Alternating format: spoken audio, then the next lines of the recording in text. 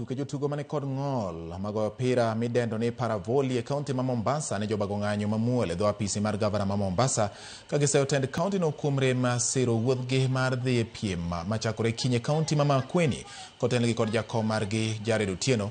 Jotugo maromo 24 koni tend kaunti no osebedo ka chiwo negi singo mar sidho wuodhgi mar dhi e piem gi kauntis mamoko e pacho ka, singo ma ok osebedo ka chopo e wang'e.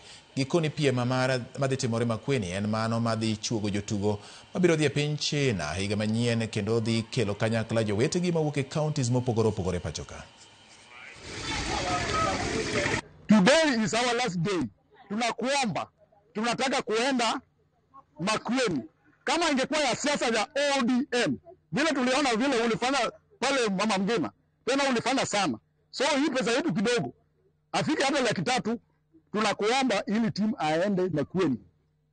Kwa nini? Kwa tournament. Kwa sababu hii tournament ni muhimu, ni ya selection ya national team ya kuenda China next year. Sasa mimi tunataka kujua president wetu William Ruto autoange pesa kwa magavana wetu wa Mombasa, unatoa tu pesa kwa gavana wengine wa kaunti zingine, ama kunakuwa aje? Sisi walemavu wa Mombasa hatupati pesa zetu, za sport. Hata sasa hii president unajua kwamba tunaenda pale Makueni kucheza, ambaye gavana wa Makueni anajua kwamba ana tournament pale Makueni.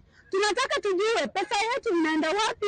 Hiyo tu ndio maswali yangu. Uongozi wa Abdulswamad ndio kiongozi wetu. Hakuna kitu wanga na tusupport nao sisi walemavu. Hata ukiangalia jezi zetu zenye wanga tunavaa ni venye hatujakuja nazo bado hazijafika. Ukiangalia jezi zenye tunavaa jezi zimeandikwa Jomvu County. Hana, ni badi ndio umeatunulia jezi, mipira, neti. Gavana wetu wa Mombasa hatushughulikii sisi.